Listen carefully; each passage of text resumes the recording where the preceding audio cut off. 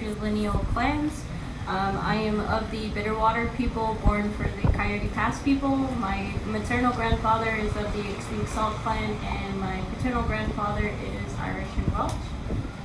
I will be playing a flute that my brother and I had constructed from cedar wood, from locally harvested cedar from my homeland territory. So thank you for giving me the opportunity to do a small opening song. Thank you.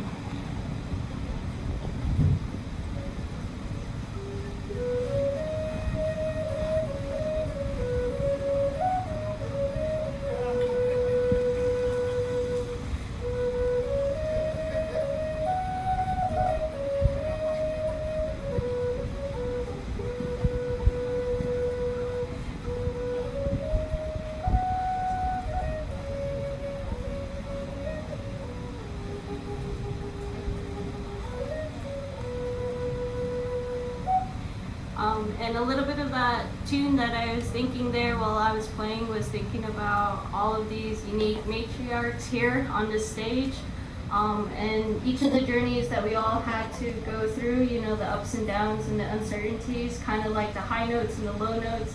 And I kind of just thought, you know, really quickly looking at these matriarchs here, how, you know, how our voice is powerful, and how, you know, everything we all have to say here is going to carry in a way that, you know, matches our passions and matches the music that we like to create, doing what we love to do. So that was just for us here, and thank you all for including me being on the stage. Thank you so much.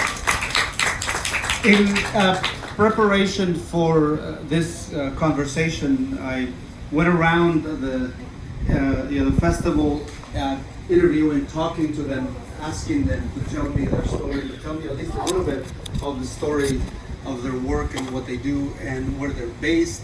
And so I have a sense of place, a sense of geography where they're all based. Georg Greenwood is based in northern Arizona, in the town of Sawmill, Arizona, in the Navajo Reservation.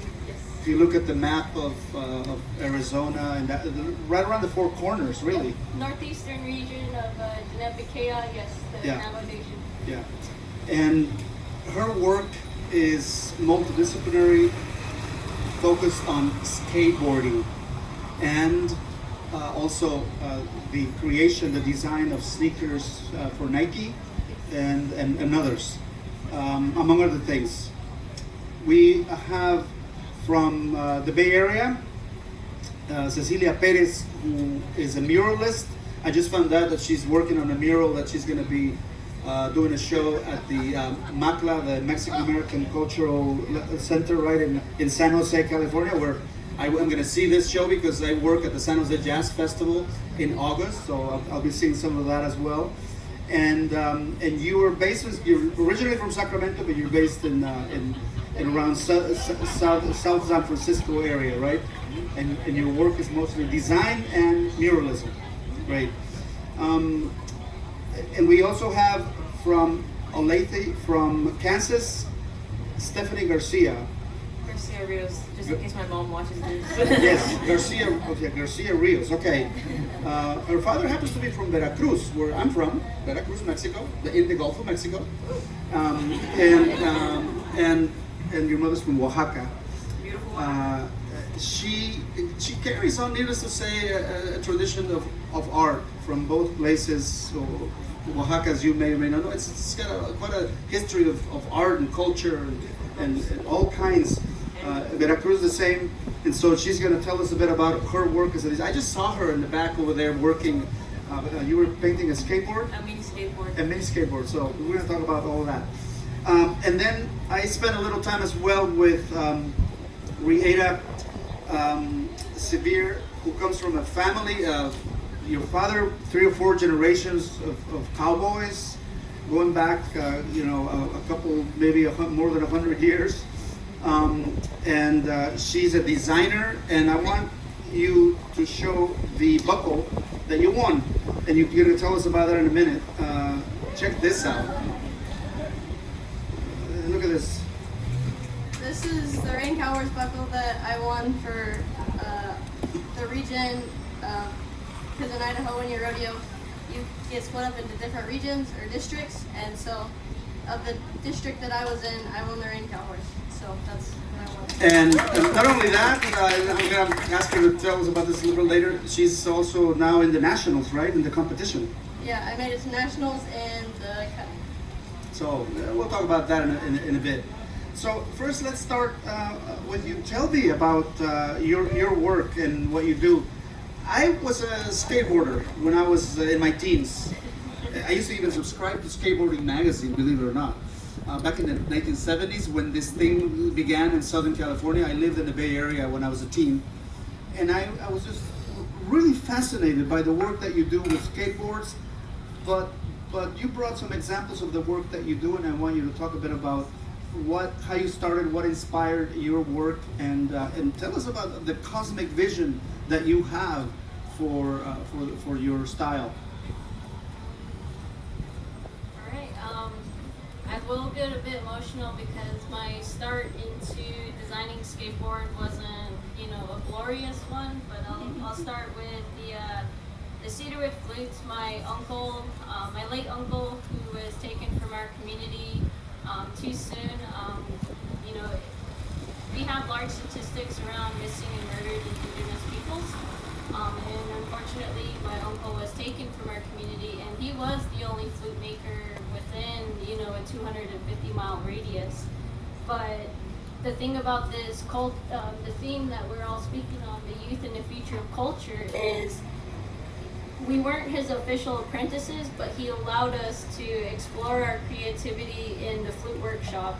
He didn't tell us no, he invited us in, let us know our fingers can get cut off, like he was very serious, but he allowed us to explore in a way that, it wasn't, there wasn't a whole lot of parameters around it. So, if we made a mistake, we felt it. My uncle, like I said, he kind of just gave me this patience as a youth and let me wood burn, a bit of the design work, and finally he just seen that I was kind of building little fires here and there, and then was like, okay, we gotta curve this. So he gave me a hot wood burner, proved to me that I can burn things without being destructive, and he told me, now that's yours, no more starting fires, because one of these days it's gonna get away from you, it's gonna outsmart you, etc.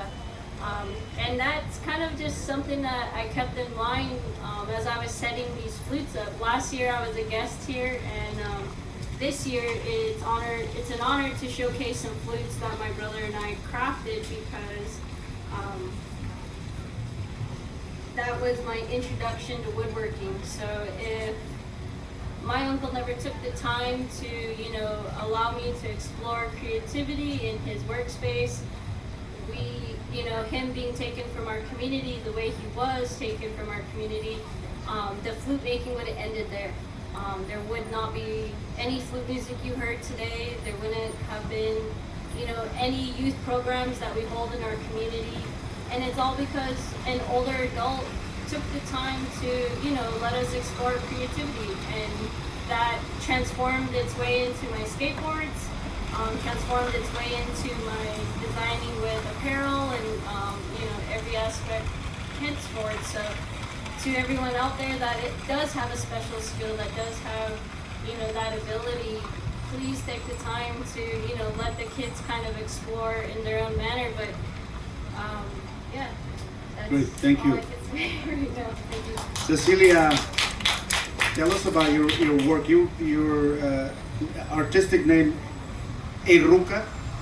Yeah? Yeah, so my name is Cecilia Perez, but my alias is also Hedruka. That's also a brand that's actually currently at Zoomies. It's in currently over 49 stores. A little specific, but yeah. And then you can also find it online. I started off just making art just for myself and skipping school, in high school specifically, because I wanted to stay home and make art. And it was very detrimental to my GPA, as well as my college studies were also in a lot of problems because I wanted to do my own thing and create my own art and explore and really live my life. And I quit school, I quit college. Well, I finished high school, okay, so I got a little brains here. But I quit college on my 3rd year and I left for San Francisco because I felt like there was a community there that I really identified with. And so I was just making art and participating in art shows that were happening downstairs from my apartment complex. I happened to live in, is it South Berkeley, or North Oakland? And so I was just participating in little art shows here and there, nothing special. And I ended up getting connected with a lot of cool nonprofits that gave me the opportunity to start doing little murals here and there in Oakland and in San Francisco. And it grew really, really big. I quit my regular job in 2019 as a smoothie barista because every day I was yelling at the cameras, like, you know, the security cameras, that I wanted to leave, and I found out that there wasn't any audio in the cameras, so I could say whatever I wanted to. And so I was working on a mural on an awning for a furniture store in the Mission on 24th, and like I was halfway done, and I got a phone call from my boss asking where I was because I had a shift within that next 30 minutes, and there was no way I was going to make it to, over there. Knowing the bus system over there, it takes a little bit. So I told them on the spot, I'm not coming in, and I'm not coming back in ever again. And so that moment was really scary because San Francisco is incredibly expensive to survive, especially as myself. That was actually like my real first serious kind of job. And so I was free falling since then. I picked up a quick job as a art teacher for a lot of young kids in a very privileged neighborhood of the Richmond in San Francisco. That was really fascinating because there was a lot of prodigies. Can't say it. Prodigies. See what I mean? This is where I'm messing up because I didn't finish college. So now I'm working with these kids that are painting with oil paints, and it's really amazing because I've never painted with oil paints in my life up until that point, and I had to teach these kids how to paint with oil paints, and they were just amazing at it. I didn't survive too long in the summer gig because I just wanted to do my own thing and focus on what I was really good at, which was not oil painting.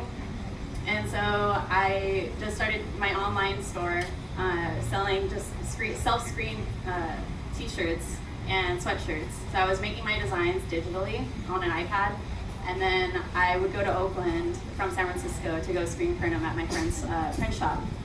And since then, it became a really serious thing. I entered an art call for Adidas that were doing a collaboration with a local skate shop in Sacramento.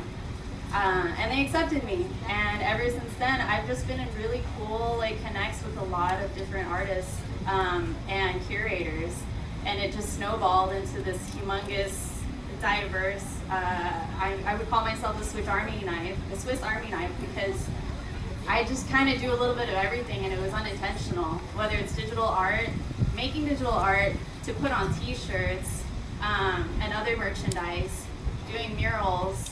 Suddenly I'm doing TV commercials, to throwing the first pitch for the San Francisco Giants team last year, and it was just really intense. And then this year I started working for the NBA for the Sacramento Kings.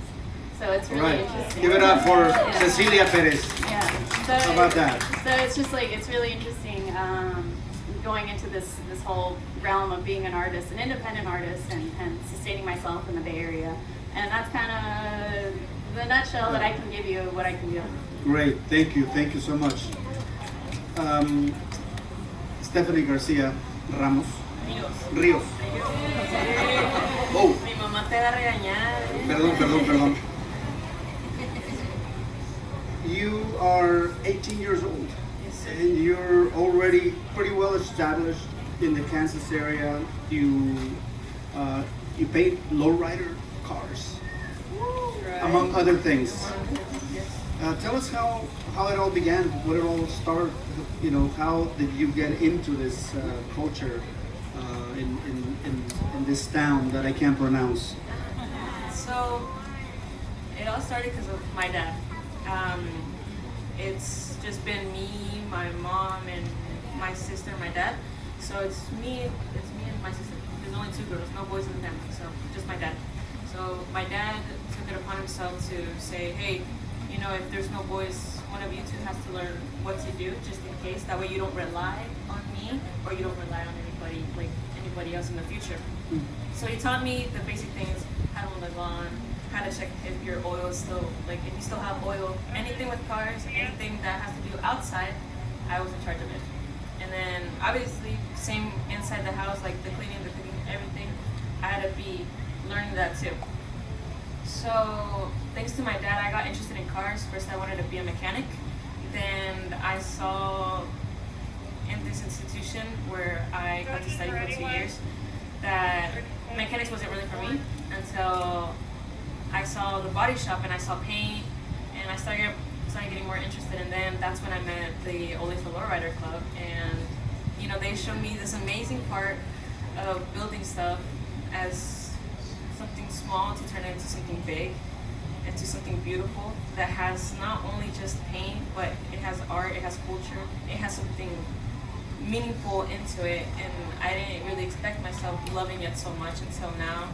And you know, I just never imagined myself in this position, you know, painting mini skateboards or fixing up like my assistant principal's son's car until now. You know, that took a minute, but hey, like I started doing it, and thanks to Eric Arazo, you know, I'm here because of him and you know these amazing people, Gene and Brown Boy Media, Christopher Arazo, for taking amazing pictures and showing off the work that we do. And, you know, like now I'm here showing off my skills, and you know, it's like it's a blessing for me. We can see your work over there. Yeah, of course. My work is in there. Is the blue car your own? No, gosh, no. That's been there since before I even got there. That's like an OG thing that only like Christopher can tell you, Eric can tell you.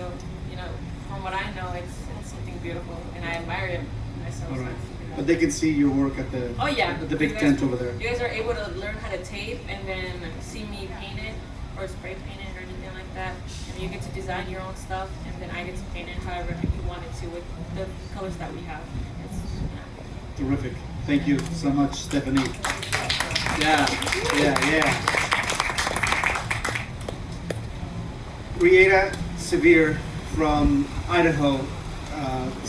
Town population, her mother told me 100, population 100, between Twin Falls and Boise. It's one of the areas where the cowboy culture has been very strong, going back generations. And we have here one artist that has been working in this since she was born, basically. And because it's in her DNA going back generations.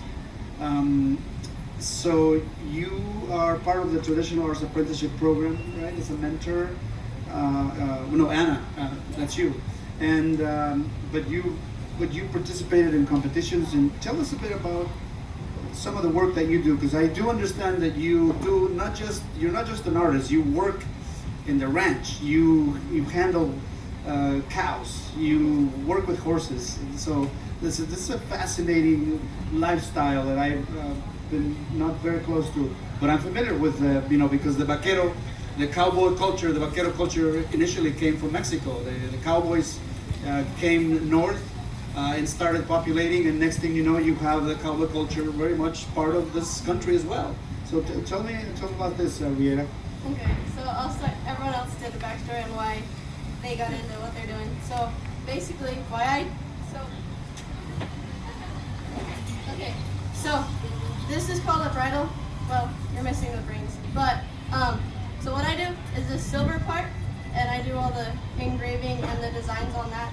And so the reason I got into this is because my mom does the leather part, this piece that goes over the horse's head, and then my dad does the reins, and they're the piece that connects to the bottom of this and that you hold to control the horse. And so I thought it'd be really cool to once I get good enough to be able to make the whole bridle within the family. So I'd be able to do like this, or the buckles, or all the silver and stuff. And so that's kind of what made me interested in getting into it. Tell us about a little bit about the work that you do in the engraving. It's a very complicated, detailed work that you may be able to see over there in their booth, in their area.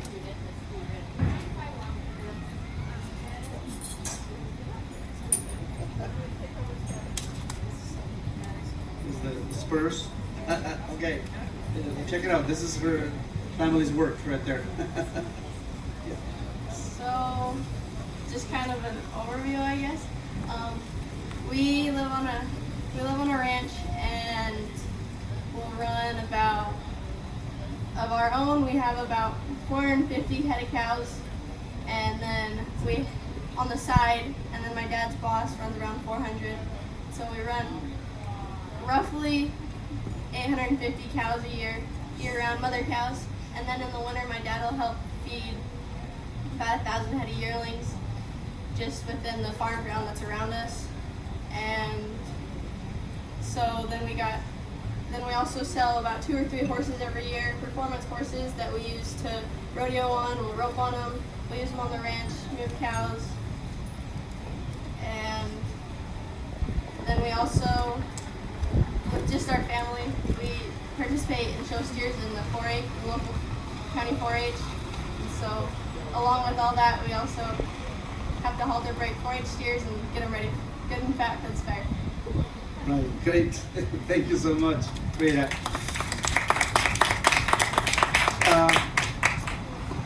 You all come from such different places, different cities, different towns, but there's something that you share that is tradition, maintaining, keeping something alive and passing it on. It's how we move, how we dress, how we transport, the special clothing that you wear. Tell me what it means to create clothing or art that you wear. What does it mean to see your work worn by others, and what it means for you to be wearing it?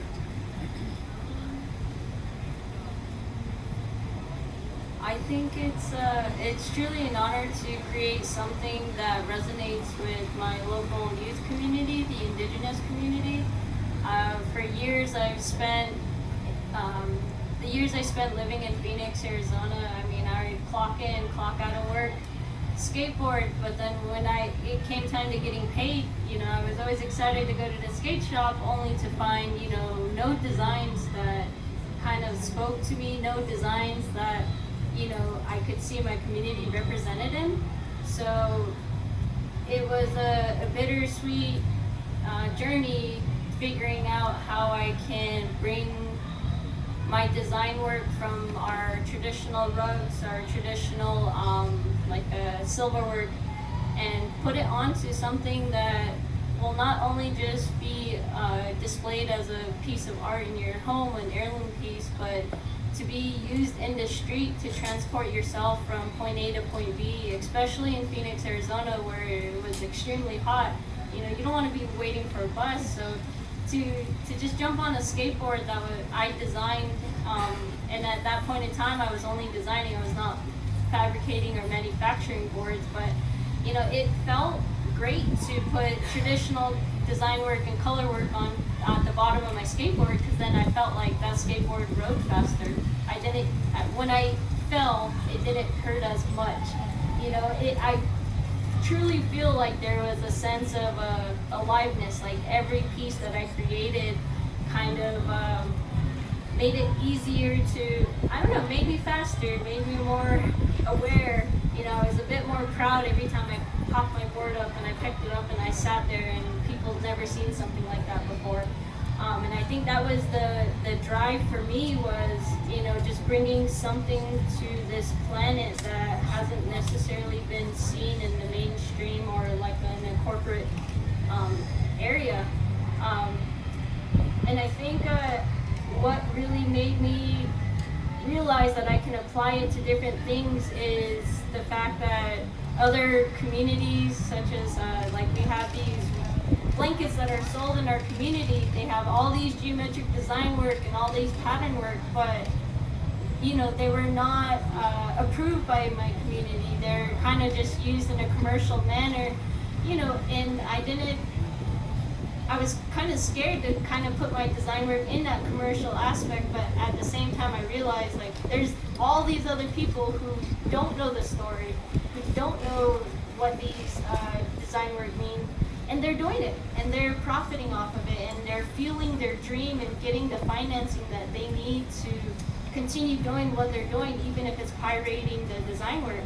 So I kind of had to convince myself that, you know, I belong in that space, and I should, out of any of the companies making, you know, profit off of something like this, or, you know, creating a community off of the funding that they get with these designs, I realized like that's our space too. We need to be in control of the narrative. We should be telling our story rather than letting our story be exploited and letting our story be told. So, yeah. You brought and show us an example of the work that you do with the sneakers. This is really something else. And if you could explain briefly what's the story of the first the one that's well known, which is the colors of the Southwest that everybody associates with the Navajo Nation in the cosmic world of there.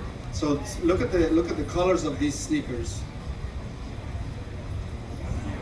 But there's everything that you see in it has a meaning and a purpose. If you could just talk about a couple of items in the sneakers. Absolutely. So with this shoe, I wanted to kind of portray what people automatically think when they hear Navajo or Navajo Nation. You know, it's the vast, rich red color of the land. You know, the uniqueness of the land formations. And then, you know, the most well-known thing is the Navajo moccasin. So this hide color here is a traditional moccasin color. And what I really wanted to do was bring the youth back into our culture. But that's so hard in this time frame of life. You know, the youth have grew up with silver, they grew up with rug weavings, they grew up with everything. So in a sense, they're kind of used to it. So when I had the opportunity to tell a story about the shoes, I sat down with my elders and I said, Grandpa, what's the story of the traditional moccasin? And they're like, oh, you want to know? Well, do you have time? Sit down.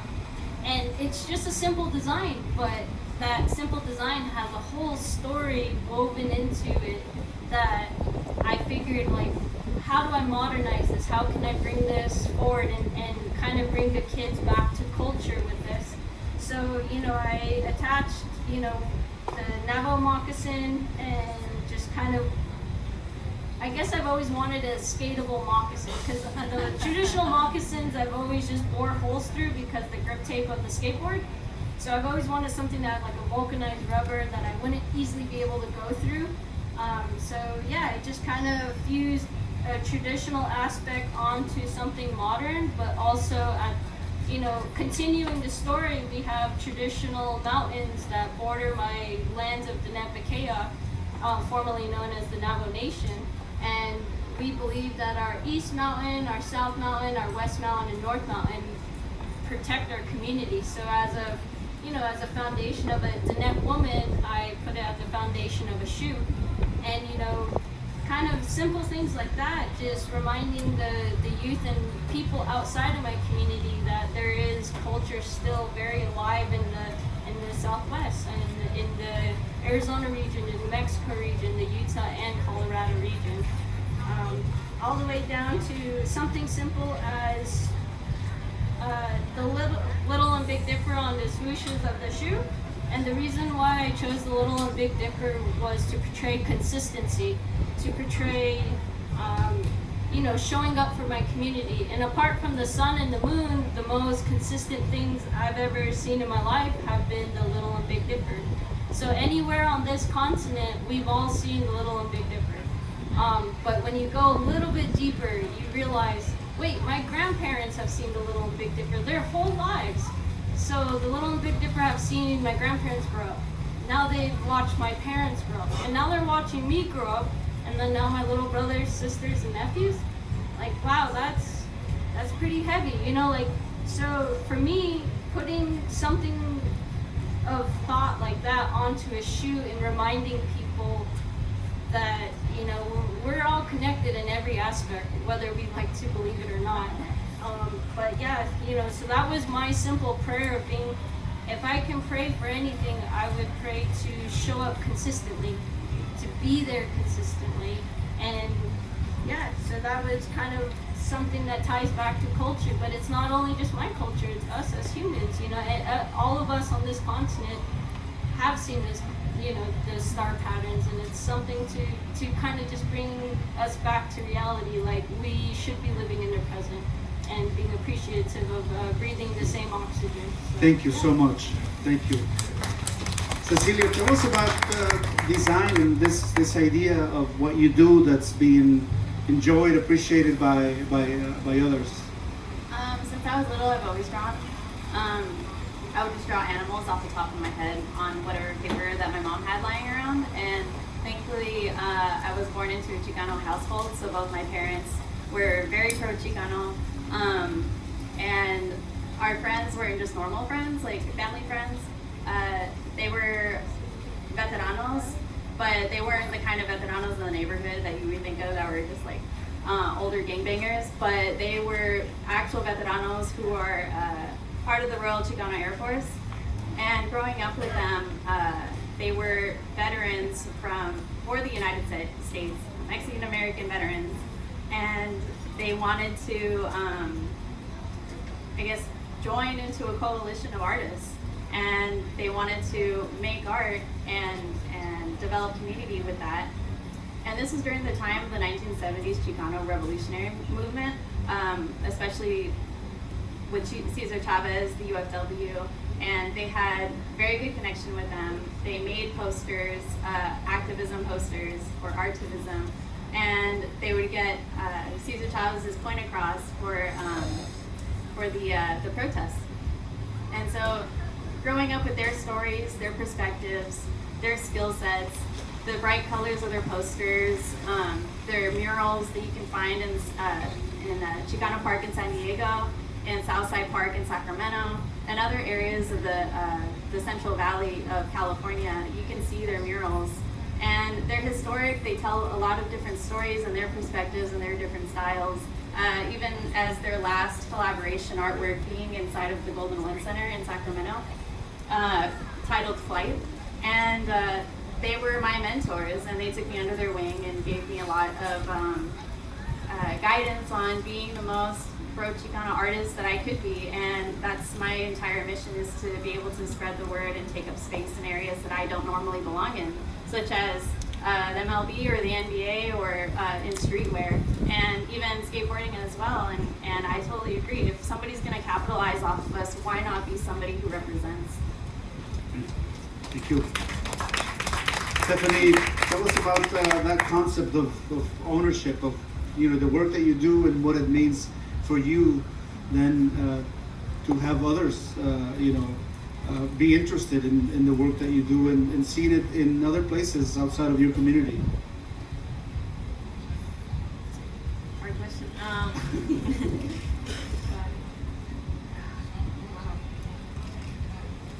So when I wanted to do what I wanted to do, which was paint cars and fix them up,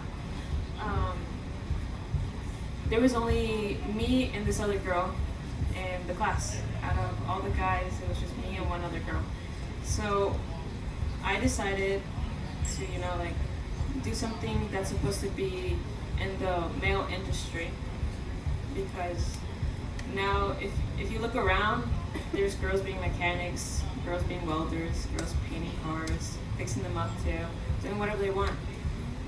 And I carry that with me all the time, and mostly as a Hispanic, more because there's a lot of people saying you're supposed to do this, you're supposed to do that, why are you fixing up a car? But thankfully I grew up with really parents who supported me throughout my decision of painting cars and wanting to do, I guess, a man's job. And I carry it with me because not only do I get to learn the lowrider culture, I get to show it off to people and make it seem better, not of what they picture in movies, you're part of it, part of the gang or anything like that. I'm not saying that's bad or anything, you know, like people grow up with that. And I didn't grow up with lowriders. I grew up with normal cars, like a normal 2016 Ford Escape. That's what we have at home, you know. Yeah. But Like most of us. yeah, of course. But you know, whenever Erazo explained to me what lowrider means, I kept it to heart, and we got to meet different car clubs, and they, you know, they're the most sweet people out there, and I carry that with me because I didn't grow up with lowriders. I started getting interested in lowriders, and I want to show off the culture and what it means. Terrific. Great.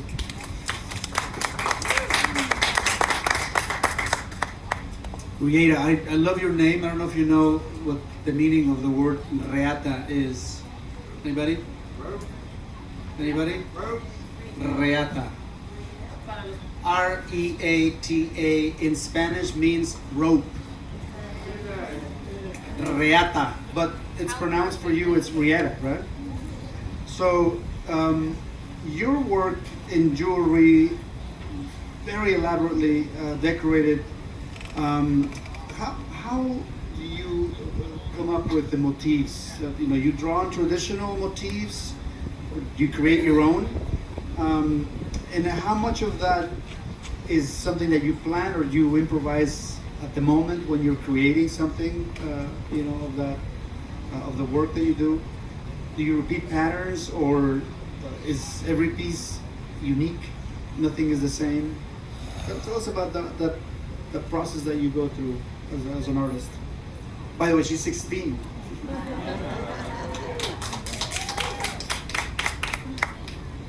So for every piece, for every piece that I make, they're like obviously you do. So every piece is gonna be different because I draw on them all by hand. So they're not going to be exactly the same. They'll have the same idea, the same layout, but every petal of the flower is not going to be exactly the same. I have specific flowers and designs that I really like, and so I'll repeat them, but like I said, that they're not going to always be the exact same. And sometimes, because when I'm doing it, I use like a little knife, and I'll have air pushing through it, and it helps move my silver. And as I'm going, sometimes my line will go like this, but I'll just go the other way. Just experiment and kind of be a little stubborn child and just do kind of whatever you want to do, whatever feels right. And kind of, you have an original plan, but sometimes it switches up, and so I try to stay open-minded to whatever comes my way. In addition to doing that extremely detailed work, she does something which I basically want you to explain to us here, to the audience. You do something called cutting. And does anybody know, not you, don't answer that, okay, because that's your mother. Does anybody know what cutting is in cowboy culture? No one knows. Okay, so I'm not the only ignorant person here. All right, cutting. Tell us what that is. Okay, so it's a rodeo event that bases off of stuff that you'll do at the ranch. So at the ranch, often you have cows in the group, and you'll need specific ones out, whether to send to a different place, or their calves are a little older or younger, or just depending on what the circumstances. And so you'll kind of ball them up, and everyone will stand on the outside, and someone will go in and get one out that they need out, and then they'll just take them out and just very quietly, without stirring up the rest of the herd, try to get them out. And so that's basically what cutting is you're in an arena, which is, I believe my dad said it was like 3 acres of worked dirt, and you're in there, and you'll have 4 guys on the outside in like the corners, and then a herd of cows in the bottom. And so on my horse, all the other guys are on their horses, but on my horse, I'll go into the herd, pick out one, and when they get far enough out there, I'll drop my hand on the horse's neck. So I have no more control through my hands. I use my feet and the horse, and just trust your horse. And as the cow moves back and forth, trying to get back into a herd, my horse will move back and forth with them. Okay, that is not something very simple, is it? Anybody want to try this? You'd have to go to the ranch, right? It's crazy to say this, but we are out of time. And I had so many more questions to ask, but we don't have time for that anymore. But I will entertain at least one or two questions from the audience because I want to be fair. If anybody wants to ask something, please stand up and loudly project your voice so we could hear you. I would like to know from each of you your feeling of responsibility to the other youth in your community about passing art on and how receptive the other youth are to what you do and how that expands. Okay. Try to be brief because everybody needs to comment on that. Okay. I have an interesting perspective on that, and I get asked all the time, wow, you're a self-taught artist, you taught yourself how to do this, and I don't want to say I'm self-taught because I feel that a lot of the design work that I have was passed to me from someone who had passed on before me. So I feel that it's inherently within each of us that, you know, with the passions that we've been inspired by, you know, our mentors, you know, I feel like when they do share a little bit of glimpse into that it's inherited. We get to inherit it, and that artisan spirit doesn't necessarily pass with the person, but it passes to the next generation. So for me, as long as my hands are steady, I'll hold on to that, but the moment my hands lose the steadiness of being able to do my line work and everything, I know it will be my honor and duty to pass that energy to anyone who's willing to receive it and want to keep it forward. But I truly feel that it's inherited. Thank you so much. Cecilia? I believe that, hold on, my brain just escaped my thought. So I think that it's important to create artwork that is generating positivity and not regurgitating any type of misconstrued message. So I think it's important to have proper representation within my own artworks and how I portray it in the most feminine way possible. So that way other young girls can also look up to what I can do and be able to follow my footsteps or create their own footsteps with the idea of, you know, still lingering in their head. Thank you, Cecilia. Stephanie? I want to say that I'm really privileged and I'm really honored that I got some amazing mentors that taught me how to paint, and I had some amazing teachers that taught me how to fix. So I want to honor that and actually show it off to kids right now that are going into the tent and actually seeing different type of work. And I want to like to say that, you know, like, you don't be afraid to do something that you're not supposed to do in other eyes. I think that you should be free of doing whatever you want, and just make sure you do it with passion and